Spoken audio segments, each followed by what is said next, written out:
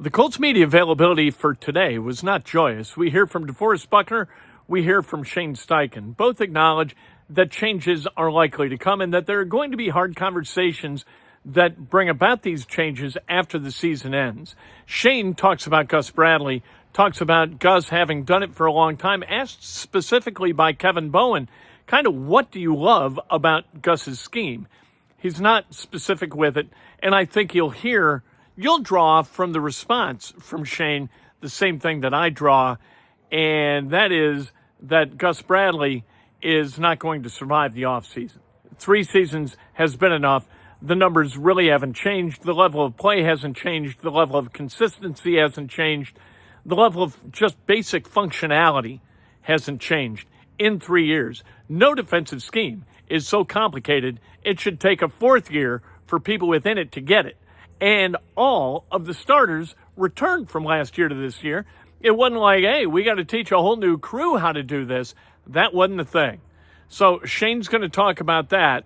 And you're going to hear, usually Shane is very, very consistent in his messaging, consistent in his behavior, in his level of enthusiasm.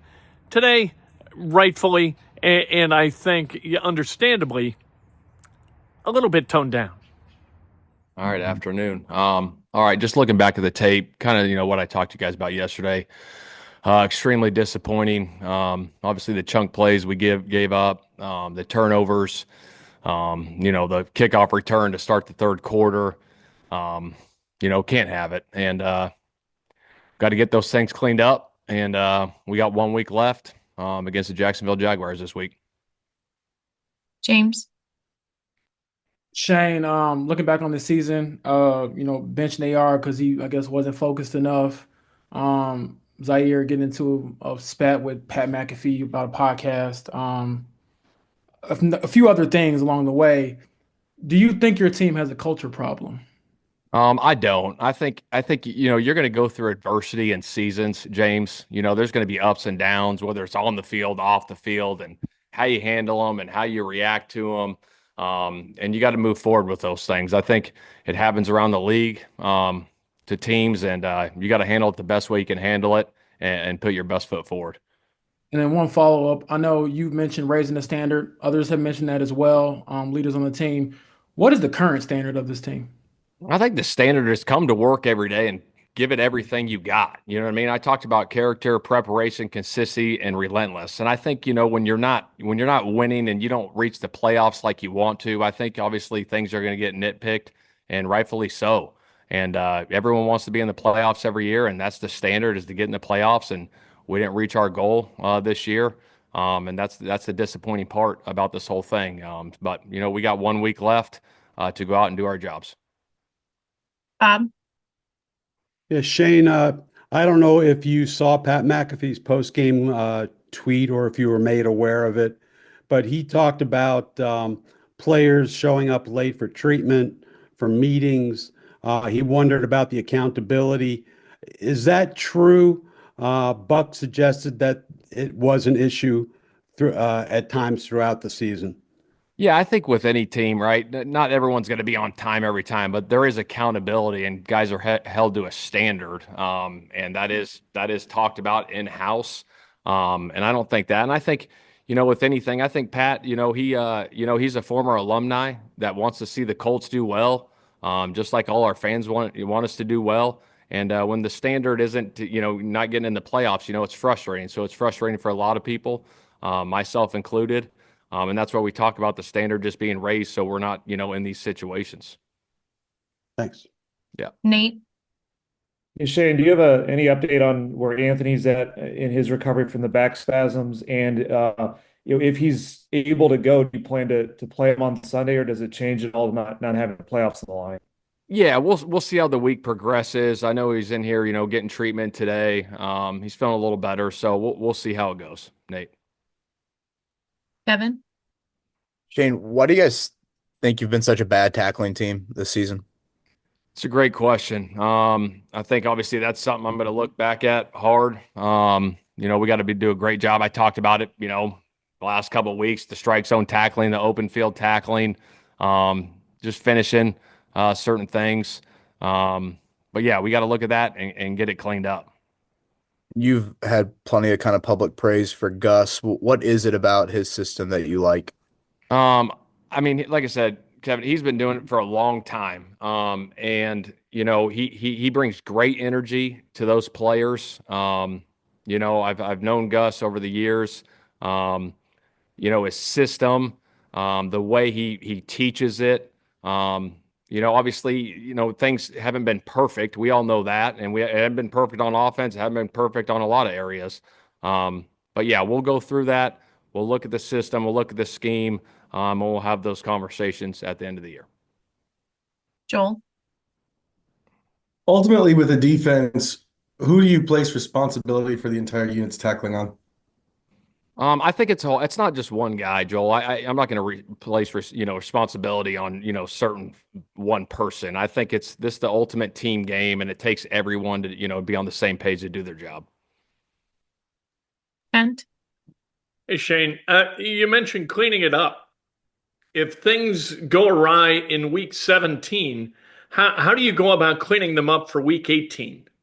Yeah, I think, you go back to work, Kent, and the biggest thing you can do is control your control, and that's in the meetings and that's on the practice field. And if you got to get things cleaned up, we've talked about getting it cleaned up, and you work to strive to get them cleaned up every single week. As professionals, coaches, and athletes, you try to get those things cleaned up as best you can. Andrew? Hey, Shane, I know you've already talked about Pat's post a little bit, but it's not just Pat. There's other former players that have said things over the last 24 hours, the fans as well. Do you feel their frustration? And I guess just big picture wise, what's your message to them and this fan base on how things can turn around?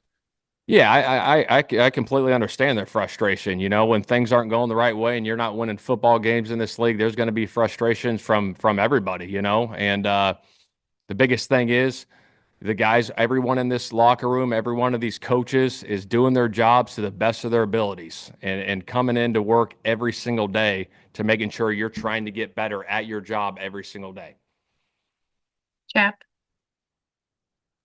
Yeah, Shane, it's just sort of a side note, but is there an importance for Juju just to get out there this week just so that you're not going into the offseason not knowing how he is? I don't know. Yeah, it'd be great for him to get out there. We'll see how the week progresses, but if he's able to get out there, it'd be awesome to have him out there, Chap, for sure. Do a couple more. James? Shane, just following up with some of the guys in the locker room, they were saying details, I guess, is what they have lacked this season. Why do you think that's kind of plagued this team? That was one thing that Buck said. Pitt was saying others as well. Yeah, no, I think this game is all about details, and if you're off just a few inches or a few yards, that could be the difference in the game.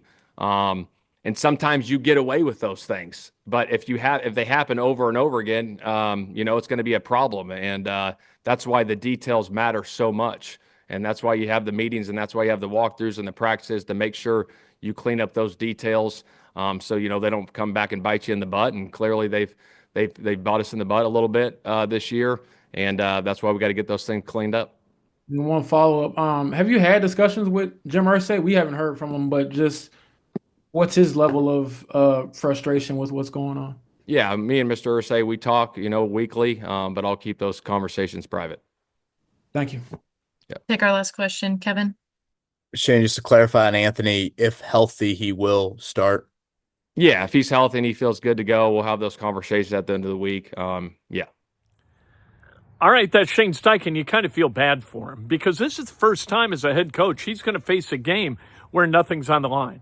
There are no playoff scenarios available for the Colts. Last year, it was a win in Week 18, and you're in.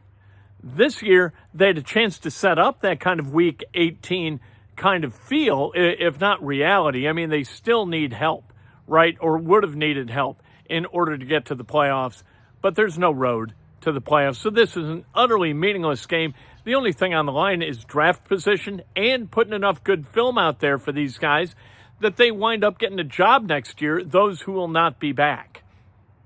And I think there are going to be a bunch of guys who are not back, because why would you bring them back? What would be the point of that? And that kind of goes for management as well. We talked about it a little bit earlier today. Do you bring back Chris Ballard? Do you bring back Ed Dodds, Morocco Brown, all these guys who are supposed, wonderkins where it comes to building a roster? well, this roster isn't good enough to go to the playoffs 4 straight years. That's telling. Is there a reason to believe in year 5 things are going to change, given the fact that Chris Ballard likes to build through the draft, doesn't like to use free agency, and likes to build from the inside out, and will only build from the inside out?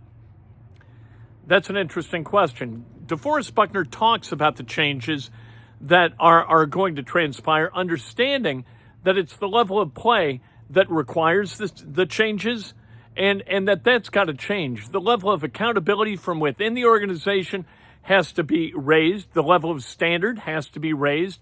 All of those things. You feel like DeForest Buckner would have liked to have been doing anything other than talking to the media about the debacle of yesterday and then this game against the Jaguars and a long, long, cold offseason.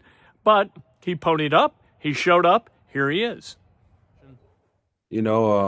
Obviously, that game didn't go nearly as planned. We planned it to go, and at that point, it was just pure frustration. You know what I mean?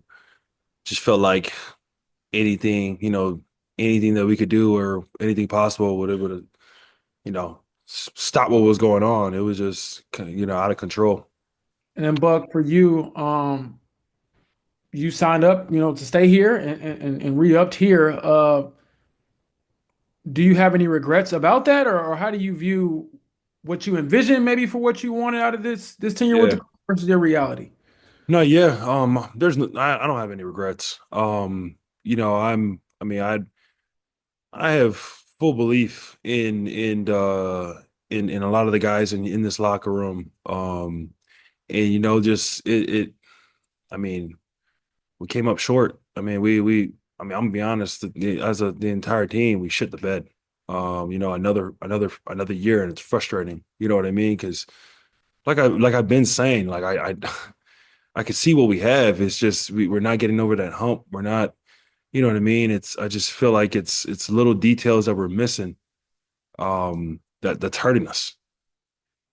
And then the last one, why you said you have full faith in this team, but then you also said you shit the bed. So why do you have full faith? Like I know the type of guys that we have in the locker room. You know what I mean? I know the type of guys that we have in the locker room. We have a lot of guys in that locker room that care a lot, tremendously about this team, about this organization, the city. We want to put a product out there that the city's proud of, and for it to not go the way we want it to go. It's frustrating. That's all I can say. Do you have full faith in those above you, like GM, head coach, owner, all that? Yeah, man. It takes all of us, and that's why I signed. That's why I signed back up here. You know what I mean? Like I said, I don't have any regrets. Cap. Yeah, Buck, you mentioned how sitting there on the bench, it was frustration. Is that how you're going to look back at this season, about just opportunities lost, I guess, and Definitely. you're really on your own, on the team's own volition? This is sort of on you guys.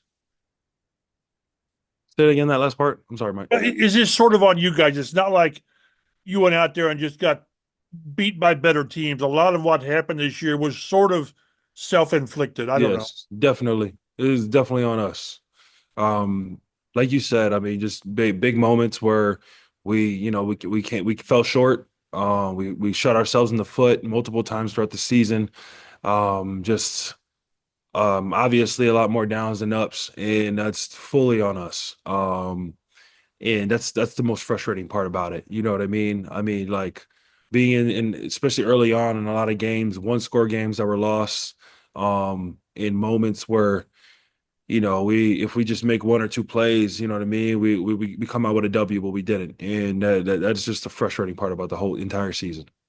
I know you've obviously got the one game to go, and we'll see, but do you look ahead?